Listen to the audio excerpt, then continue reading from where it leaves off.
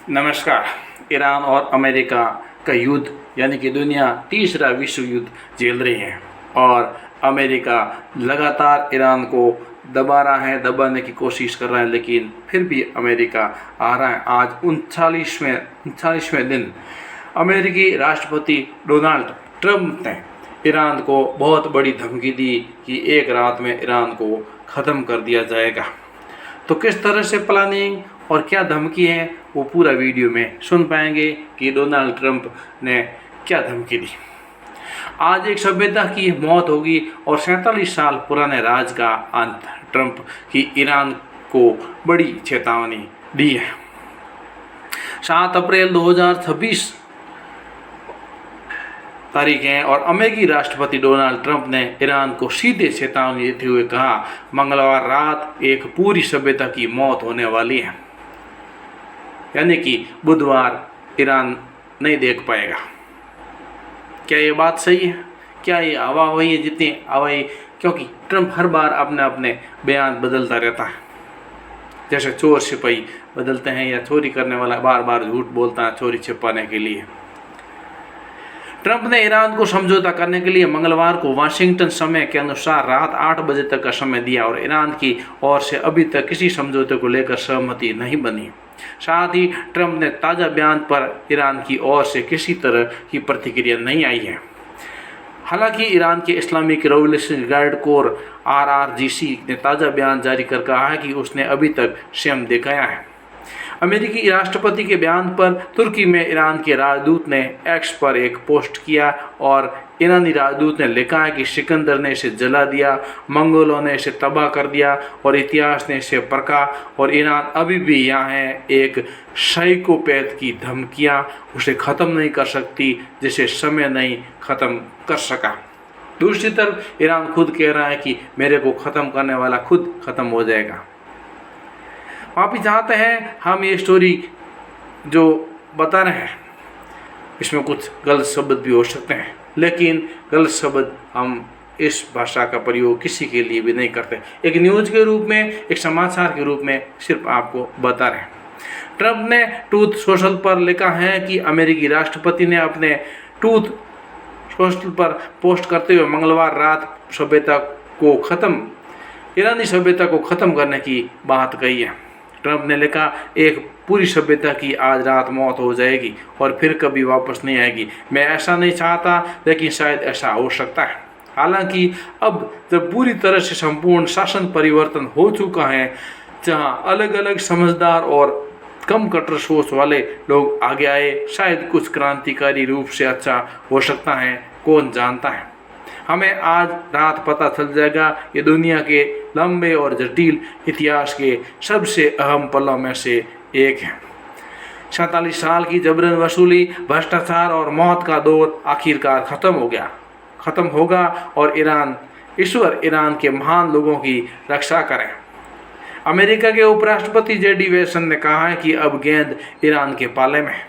उन्होंने कहा कि ईरान सबसे तेज बातचीत करने वालों में से नहीं, लेकिन कभी कभी एक शख्स ने दूसरे शख्स तक संदेश भेजने में थोड़ी देरी होती है, लेकिन भरोसा है कि जवाब मिल सकता है, चाहे वो पॉजिटिव हो या नेगेटिव। JD वैंस ने कहा कि आज रात 8 बजे तक ईरान से जवाब मिल जाएगा और उन्हें उम्मीद है कि वे सही जवाब देंगे, क्योंकि वो असल में एक ऐसी दुनिया चाहते हैं जहां तेल और गैस आसानी से जा सके। IRGC ने क्या कहा इसके जवाब में?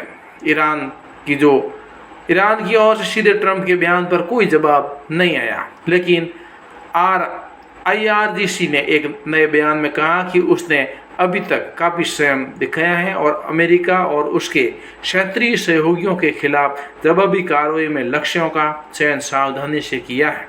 बयान में कहा गया है, अब से ऐसी सभी बातों को किनारे रख दिया जाएगा। IRGC ने कहा कि अगर अमेरिकी सेना सीमा रेखा पार करती है तो उसका जवाब क्षेत्र से बाहर तक जाएगा। साथ ही उसने चेतावनी दी कि वो अमेरिका और उसके सहयोगियों के ढांचे इंफ्रास्ट्रक्चर को निशाना बनाएगा और क्षेत्र में तेल और गैस की सप्लाई को कई सालों तक बाधित कर सकता है।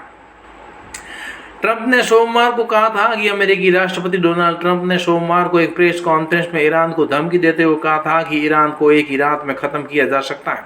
ट्रंप ने कहा कि अगर ईरान उनकी दी गई डेडलाइन से पहले अमेरिका से डील करने में नाकाम रहता है तो कल मंगलवार की रात भी हो सकती है।